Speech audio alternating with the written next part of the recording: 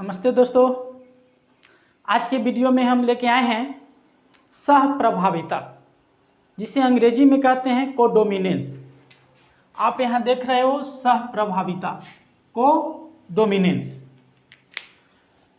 तो सहप्रभाविता से पहले आपने पढ़ा है प्रभाविता एवं अप्रभाविता के बारे में, हमारे वीडियो के माध्यम से भी देखे हैं। तो प्रभाविता में क्या होता है कि जब दो एलील कहने का मतलब है, एलील जो है एक प्रकार का जीन है, खास प्रकार का एक जीन है जो खास प्रकार के फंक्शन के लिए वो जिम्मेवार होता है।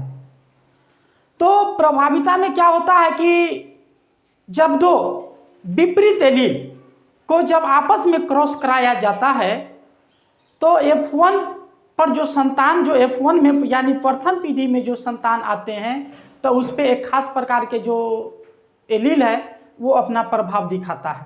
तो जो एलील प्रभाव दिखाता है उसको प्रभाविता कहते हैं, और जो एलील F1 संतान में मौजूद रहते हुए दबा हुआ रहता है, नहीं दिखाई देता है, तो उसे क्या कहते हैं? अप्रभावी। तो ठीक उसी तरह आगे हम लोग बढ़ते हैं, इसी में है सहप्रभाविता। तो सहप्रभाविता में भी क्या है कि यहाँ भी दो प्रकार के विपरीत एलील को लिया गया है, दो प्रकार के विपरीत एलील को। तो इसमें क्या होता है कि जब क्रॉस कराते हैं तो ये इसमें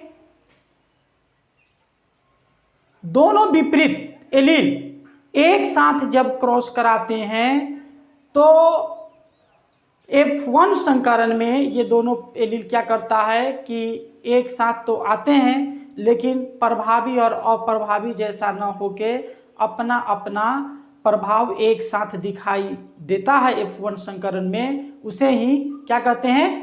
सहप्रभाविता कहते हैं। आप यहाँ देख रहे हो कि जब किसी जीवधारी में ये एलील जो है, एलील के जोड़ा, वो उसके माध्यम से जब हम क्रॉस कराते हैं एलील को, तो वो ना अपना प्रभाव जैसा दिखाता है और ना दबा हुआ रहता है, बल्कि एक साथ दोनों अपने तरफ से एलील आते हैं F1 संकर पे।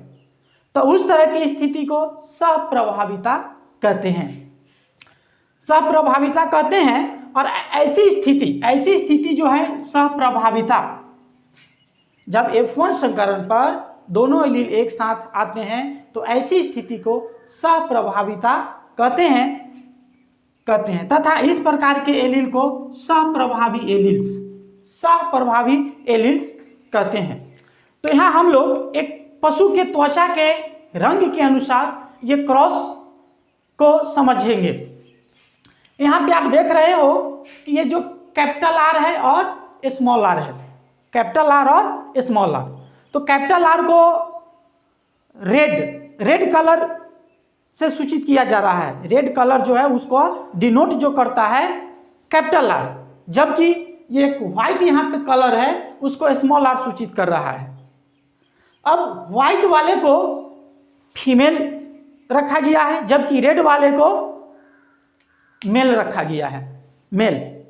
अब आप इतना तो कंफर्म जान रहे हो कि जब भी क्रॉस कराया जाता है तो विपरीत लिंग वाले, विपरीत गुण वाले पेरेंट्स के साथ, तो ये कैपिटल ये आर जो है और स्मॉल आर, इसे हम पेरेंट्स भी कहेंगे। अब ये दोनों पेरेंट्स के बीच यहाँ आप ऑलरेडी जान रहे हो कि दोनों में विपरीत एलील है, जो एक खास प्रकार का जीन है, मैं पहले भी बता चुका हूँ। तो जब दोनों को क्रॉस जब कराया जाता है तो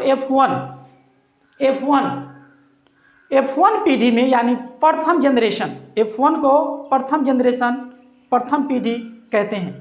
तो F1 जनरेशन में जो संतान आता है तो ना ही वो रेड रहता है और ना ही वो व्हाइट रहता है, बल्कि वह रोन, चितकावरा, फुटरा, जिसे कहते हैं आम भाषा में फुटरा, चितकावरा रहता है।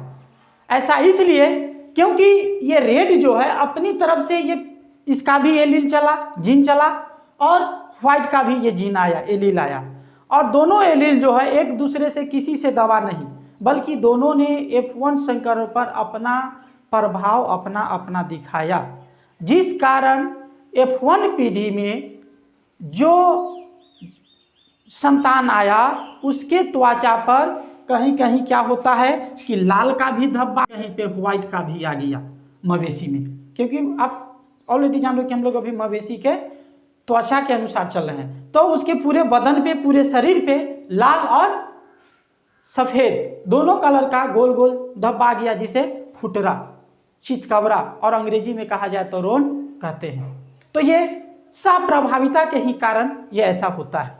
अब F1, ये F1 जो जनरेशन है, फिर इसको जब हम क्रॉस कराते हैं F2 जनरेशन के लिए, सेकेंड पीढ़ी के लिए, दूसरी पीढ़ी के लिए, तो दूसरी पीढ़ी के लिए जब हम क्रॉस करा रहे हैं तो ये कैपिटल R जो आप देख रहे हो, इस कैपिटल R को ये कैपिटल R से क्रॉस कराए तो यहाँ पे ये रेड आया। ये कैपिटल R को स्मॉल r के साथ ये क्रॉस कराते हैं तो यहाँ पे रेड आया।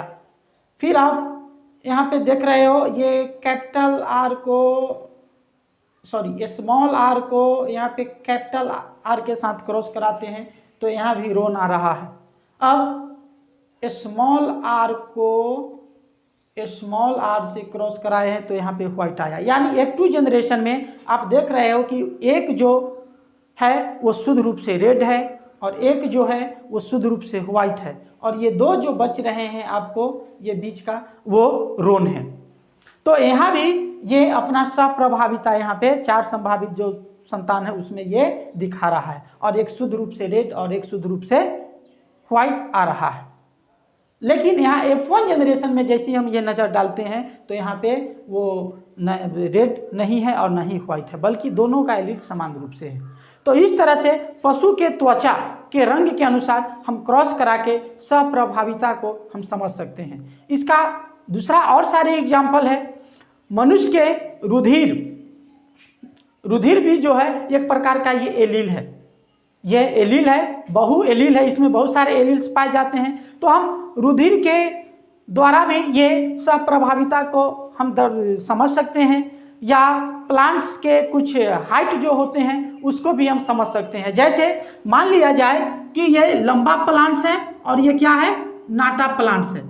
जब इसको हम आपस में जब हम क्रॉस कराते हैं तो F1 जनरेशन में यानी प्रथम पीढ़ी में जो संतान आ रहा है तो ये आया। अब यहाँ पे हम यहाँ देखते हैं कि ये F1 जनरेशन में जो प्लांट्स में हाइट के अनुसार जो हमने क्रॉस कराया था वो क्या है, हाइट के अनुसार जब हमने क्रॉस कराया था तो वो हम देख सकते हैं कि क्या है। तो यहाँ पे हम जब देखते हैं सप्रभाविता के दृष्टिकोण से तो ना ही ये पौधा लंबा है और ना ही ये पौधा बौना है, बल्कि दोनों का जीन जो है, दोनों का एलील जो है वो एक साथ F1 संकर पे आया, जिस कारण ये पौधा दोनों के समान ही, न ज़्यादा नाटा है और न ज़्यादा लंबा है, दोनों के जीन इसमें मौजूद है। जैसे कि आपने ये रंग के अनुसार, ये मवेशी के त्वचा में रंग के अनुसार आपने ये F1 संकर पीढ़ी में देखा। तो इस तरह से हम सप्रभाविता को समझ सकते हैं।